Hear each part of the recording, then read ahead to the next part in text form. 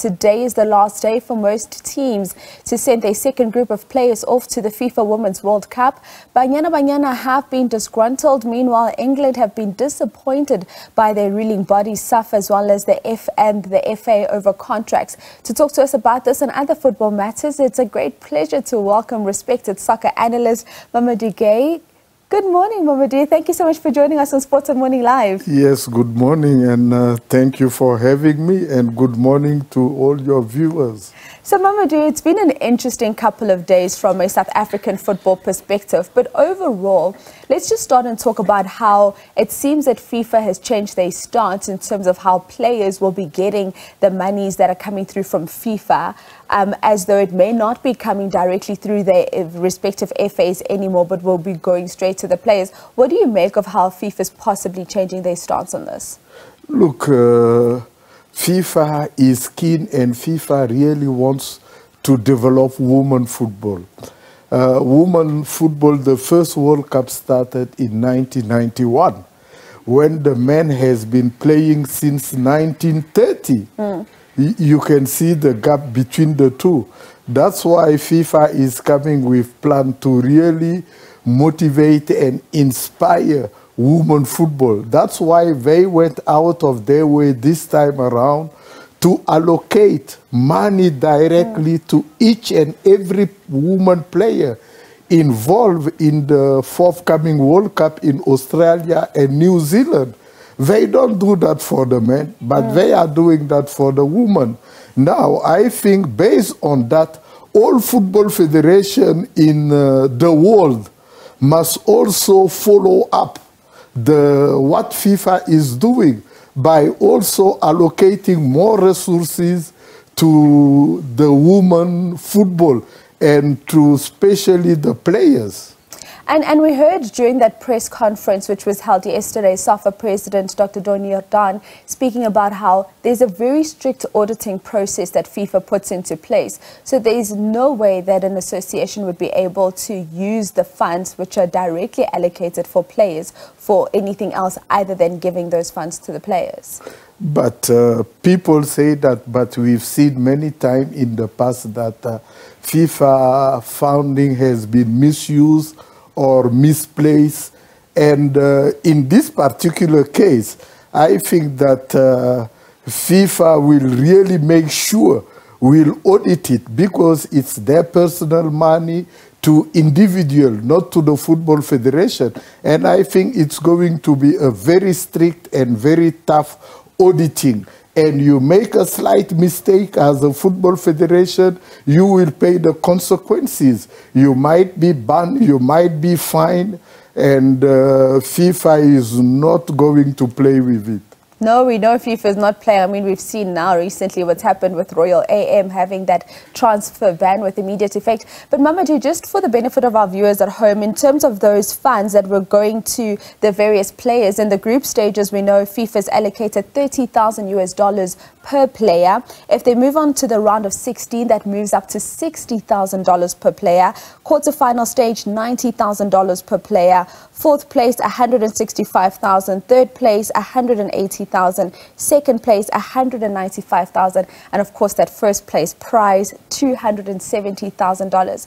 We look at the situation with Banyana in comparison to England. So the England team, for them mostly, their cry was that their own FA isn't allocating any bonuses for them depending on the various stages. When Safa was asked this question yesterday, we didn't really get a response on that. What is your take on that? Yeah, England decided not to give a bonus as an FA. But I think it's common practice in every sport that the federation should give bonuses to encourage people, to encourage the players, the athletes. And I think Safa also have a duty and a responsibility, not only look at FIFA money, because don't look at that FIFA money. That is a personal will of FIFA. You as a football federation, like the men, when they play, they have winning bonuses.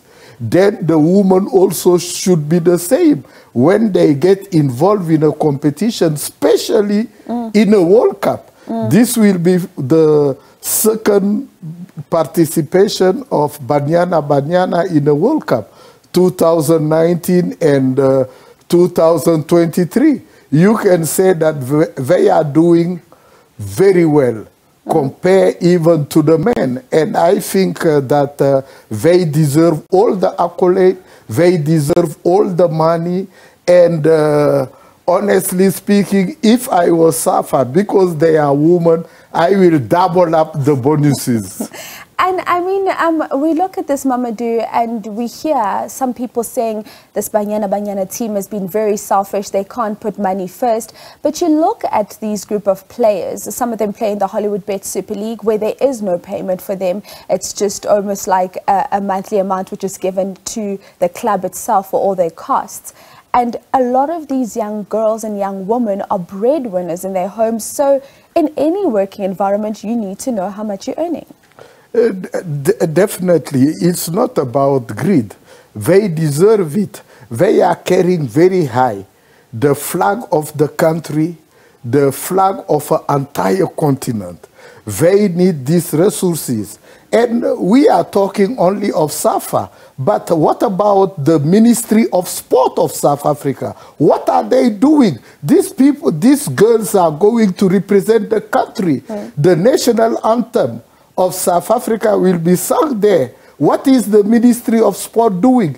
In most African countries, generally, I can say 99%, any national team, especially when it comes to soccer, going to represent the country at continental level, at world level, the government step in. In most of those countries, it's the duty of the government to pay the bonuses. Because and this is the youth of the country. Mamadou, I think the Minister of Sport, Arts and Culture, Minister Godwin, did mention yesterday that there will be funds that will be coming through from the ministry specifically for the players. The quantum is what I think was not confirmed yesterday, but I think that amount will be coming but the amount must come now, not later. Because these girls, they need the money now. When you are going out of the country, probably for 1 month, you want to care for those people you will leave behind. Then you definitely need the money up front. The money up front, but let's also speak to how the ministry did step up in this instance and just trying to resolve the conflict between the parties. It's a very difficult situation, I can imagine, for the minister as well as his department, because you also don't want to overstep, because we know how FIFA feels about politics stepping into football. And we've seen what happened with Zimbabwe in that instance. Look, that's what FIFA is saying, but the #1 politician are FIFA. They do everything with politicians. Every country they go, the first person they will meet will be the head of state, the minister of sport. How do you call it? It's not interference. If Safa is not bigger than the country, no football association is bigger than the country, then the minister have a say. The minister must regulate what's going on, because Safa is a registered company in South Africa. It's under the jurisdiction of South Africa. Then the minister definitely have a say. If something is wrong, he must intervene and even take sanction and decision. But you see what is happening in Zimbabwe. That is another story. It's not really about government interference. If government give you money to run the national team, you have to account. Now, if you don't account, they jump in because you are close to FIFA, they come and say it's interference. Not at all. Yeah, a very interesting one. And Mamadou, I do hope one day we get more time so we can delve in more deeper into all of these discussions we're having. But thank you so much for your time this morning. But I would like to end by thanking the Motsepe Foundation for really being a peacemaker, a solution provider. And not only they did it for Banyana, but they are doing it across the continent. When Dr. Patrice Motsepe got elected, the first thing he did, I was in Abidjan in Ivory Coast, when the foundation donated 10 million US dollar for school football in Africa. That's why yesterday I asked the question, because it's true. Many voices are coming out of Africa and saying, what about Zambia? What about Morocco? What about Nigeria? But thank you so much for your time here this morning, Mamadou. That is, of course, Mamadou Gaye, respected soccer analyst, talking all things football, Banyana. And it's also lovely to see that a lot of the nations around the world have actually increased the money that they're putting in terms of those broadcasting rights for the FIFA Women's World Cup.